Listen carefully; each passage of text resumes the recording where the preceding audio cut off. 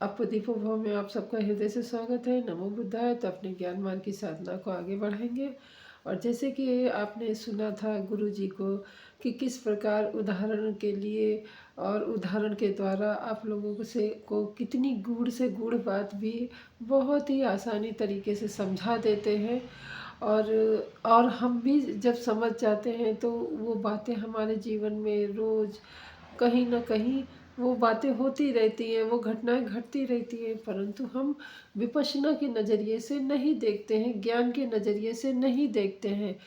उसी प्रकार जैसे कि भगवान बुद्ध ने तो अपने छोटे से बालक राहुल को भी बहुत ही कम आयु में ही उन्होंने दीक्षा दे दी थी, जिसके लिए उनके पिताजी ने थोड़ा-सा उन पे क्रोध भी किया था कि इतने छोटे से बालक को आप दीक्षा दे रहे हैं, तो कम से कम उनके अभिभावकों से तो पूछ लेते, क्योंकि गौतम बुद्ध जी ने तो अपने बालक को पाला-पोसा नहीं था, वो तो ध्यान के लिए ही बाहर निकले थे, वनों में भटक रहे थे, परंतु राहुल के दादा-दादी और माँ ने पाला था, जैसे कि यशोदा जी और शुद्धोदन महाराज और माया देवी, इस तरीके से सभी लोग पाल रहे थे।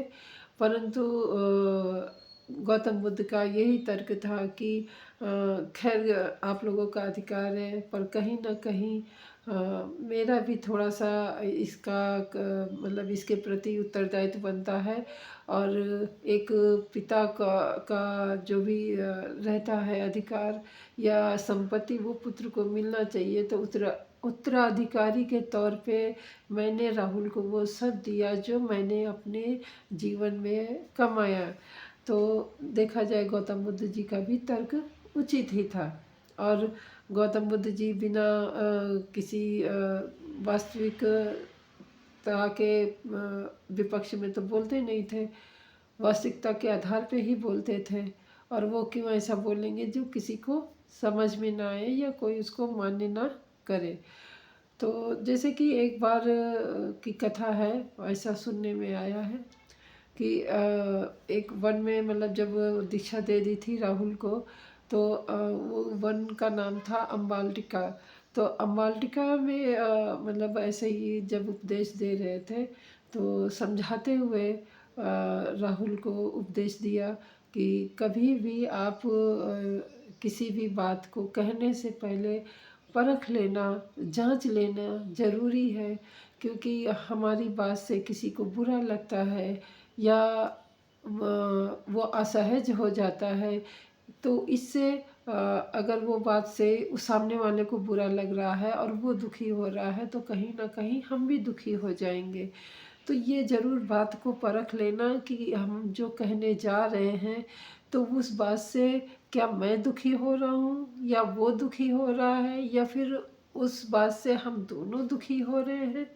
तो इस बात का अगर ध्यान रखते हुए हम अपनी जीभया से वो शब्द बहुत ही सोच समझ के निकालते हैं, तो ना वो जो आने वाला दुख है, उस दुख से हम दोनों ही बच सकते हैं और शांति का और ज़्यादा अनुभव कर सकते हैं। और इससे हमारे जो रिश्ते हैं वो मधुर ही रहेंगे। हम का मतलब है कि हम जिससे भी बात कर रहे हैं या हम जिसको भी कुछ बोलने जा रहे हैं, उससे तात्पर्य है। तो कहने का मतलब है कि हम परख परख के अगर कोई कार्य करते हैं, जैसे वाचिक है, जैसे कि हम किसी से बोल रहे हैं, तो हम अपनी बात को तोल के, समझ के, और उसका जैसे आम भाषा में है, नफ़ा नुकसान देखते हुए बात करते हैं कि हमें भी ना नुकसान हो और किसी दूसरे को भी ना नुकसान हो। इस तरीके से अगर हम वो बात करते हैं, तो हम वाचिक गुणों का पालन करते हैं। वैसे ही हैं कायिक गुण, जैसे कि हम कोई भी कार्य करते हैं, बिना बोले बिना शब्द किए हुए कोई कार्य करते हैं, तो ये भी सोच लें, परख लें कि हम जो कार्य कर रहे हैं उस कार्य से क्या हमें सुख मिल रहा है या हमें दुख मिल रहा है, और सामने वाले को भी वही समता मिल रही है, वही सुख मिल रहा है, वही शांति मिल रही है या फिर दुख मिल रहा है। अगर मेरे किसी भी कार्य से किसी को दुख होता है, हानि पहुंचती है, तो वो कार्य हमारा उचित नहीं कहलाएगा। यानी कि हमें कायिक से भी, कायिक वचन से भी हमें शुद्ध रहना चाहिए। और मानसिक वचन, जैसे कि हम मन में किसी के लिए अच्छा सोचते हैं या बुरा सोचते हैं, कोई तो नहीं जानता, परंतु हम जरूर जानते हैं कि हम किसी के लिए अच्छा सोच रहे हैं या बुरा सोच रहे हैं। हमारे मन से ज़्यादा कोई हमें नहीं जानने वाला है। और किसी को मन को प्रूफ भी देने की ज़रूरत नहीं, क्योंकि मन के अंदर बैठा हुआ जो मन है वो आपको देखता रहता है, आप क्या कर रहे हैं, आप क्या बोल रहे हैं, आप क्यों कर रहे हैं, क्यों बोल रहे हैं। और मतलब हर क्षण हर पल वो आपके साथ ही रहता है। तो उससे ज़्यादा प्रमाणित करने वाला कोई नहीं रहता है। दुनिया ना देखे, ईश्वर भी ना देखे, हम तो कहते हैं, परंतु आपका मन आपके कार्यों को, आपकी वाणी को हमेशा ही देखता रहता है। तो हमें मानसिक रूप से भी परख परख के सोचना समझना चाहिए कि हम किसी के लिए मन में भी कोई दुर्भावना लाएं या फिर किसी के प्रति दुर्वचन या मतलब दुर्भावना के विचार भी नहीं लाएंगे। तो हम कायिक, मानसिक और वाचिक दोनों तरीके से, तीनों तरीके से हम समता में रहेंगे, शांति का अनुभव करेंगे। और जब हम शांति का अनुभव करेंगे, हम समता में रहेंगे, तो हमारे आसपास का ऑरा भी बहुत ही मधुर और शांतिपूर्ण और सरल हो जाएगा। तो उस ऑरे के अंतर्गत जो भी आएगा वो शांति का अनुभव करेगा, वो आपकी बातों को महत्व देगा।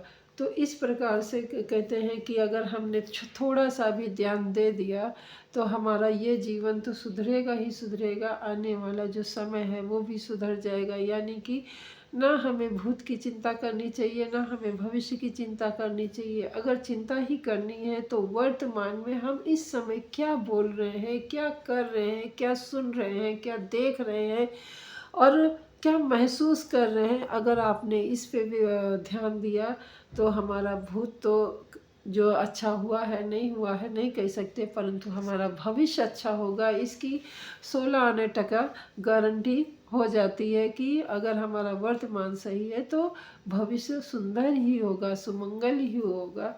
तो इस तरीके से भगवान बुद्ध राहुल को परख परख के कार्य करने को बोलते हैं और दर्पण का उदाहरण देते हैं कि दर्पण में आप जैसे होते हो, चाहे बीमार हो, चाहे दुखी हो, चाहे खुश हो, चाहे कैसी भी हालत में हो, अगर उस हालत में आपने दर्पण में अपना मुख देखा तो दर्पण वही दिखाता है। जिस समय आपके मुख पे जो भाव होगा दर्पण वही भाव दिखाएगा। यानी कि एक तरीके से दर्पण का बहुत बड़ा महत्व है हमारे जीवन में। दर्पण क्या है? हमारे मन का ही प्रतिबिंब है। यानी हम जैसा मन हमारा जैसा होगा वैसा वो दर्पण में दिखेगा। और लोगों आपके किए हुए कर्म का जो प्रतिबिंब है वो आपने जहाँ भी किया हो, समाज में किया हो, घर में किया हो, परिवार में किया हो या फिर अपने आप से कहीं अकेले में किया हो, वो कर्म आपके दर्पण बन के वो आपके सामने सम्मुख खड़े होते हैं। लोगों के व्यवहार के द्वारा, लोगों की बातचीत के द्वारा, लोगों की अपेक्षाओं के द्वारा, लोगों की उपेक्षाओं के द्वारा।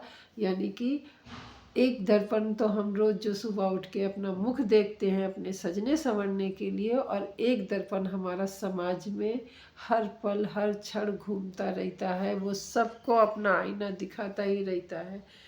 तो मैं अपनी वाणी को यहीं विराम देती हूँ। मिलते हैं अगली वीडियो में कुछ एक नई जानकारी के साथ, कुछ एक नए अनुभव के साथ, भगवान बुद्ध के साथ। तो मंगल हो आपका भी, हमारा भी, और सृष्टि के समस्त प्राणीजनों का। ऐसे भाव रखेंगे तो मंगल ही मंगल होगा, कल्याण ही कल्याण होगा।